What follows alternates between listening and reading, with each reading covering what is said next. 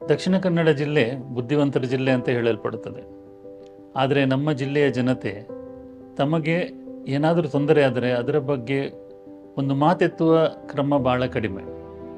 ಇತ್ತೀಚಿನ ದಿನಗಳಲ್ಲಿ ನೋಡುವ ಹಾಗೆ ನಮ್ಮ ದಕ್ಷಿಣ ಕನ್ನಡ ಜಿಲ್ಲೆಯ ಮಾರ್ಗಗಳು ಹದಗೆಟ್ಟು ನಿಂತಿದೆ.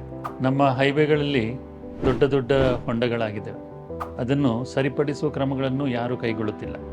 ದಿನೇ ದಿನೇ ಯಾರಾದರೂ ಈ ಹೊಂಡಗಳಿಗೆ ಬಿದ್ದು ಮರಣವನ್ನು ಹೊಂದುತ್ತಾರೆ.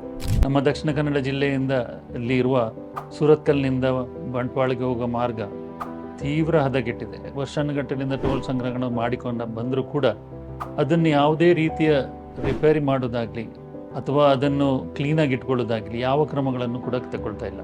ಆ ಮಂಗಳೂರು ಏರ್ಪೋರ್ಟ್ನಿಂದ ಮಂಗಳೂರಿಗೆ ಬರುವ ದಾರಿ ಕೂಡ ತೀವ್ರ ಹದಗೆಟ್ಟಿದೆ. ಜನಪ್ರತಿನಿಧಿಗಳು ದಿನಾ ಈ ಮಾರ್ಗದಲ್ಲಿ ಹೋಗ್ತಾ ಇದ್ದಾರೆ, ಆದರೂ ಇದರ ಬಗ್ಗೆ ಯಾರೂ ಪ್ರತಿಕ್ರಿಯೆಯನ್ನು ಕೊಡುತ್ತಿಲ್ಲ. ಹಾಗೂ ಅದನ್ನು ಸೂಕ್ತ ಕ್ರಮ ಏನು ತಗೊಳ್ಬೇಕು ಕೂಡ ಅದನ್ನು ಯಾವುದೇ ಕ್ರಮಗಳನ್ನು ತಗೊಳ್ತಾ ಇಲ್ಲ.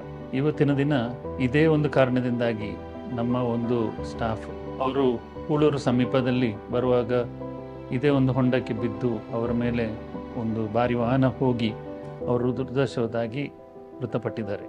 ಹಾಗಾಗಿ ಭಗವಂತ ಅವರ ಮನೆಯವರಿಗೆ ಅವರ ದುಃಖವನ್ನು ಭರಿಸುವ ಶಕ್ತಿ ಕೊಡಲಿ. ಹಾಗೂ ಇನ್ನಾದರೂ ಹೈವೇ ಅಥಾರಿಟಿ ಇದರ ಬಗ್ಗೆ ನೋಡಿಕೊಂಡು ಅದರ ಎಚ್ಚೆತ್ತು ಅದಕ್ಕೆ ಸೂಕ್ತ ಕ್ರಮವನ್ನು ತಗೊಳ್ಳಿ ಅಂತ ಹೇಳಿ ಕೇಳ್ಕೊಳ್ತಾ ಇದ್ದಾರೆ.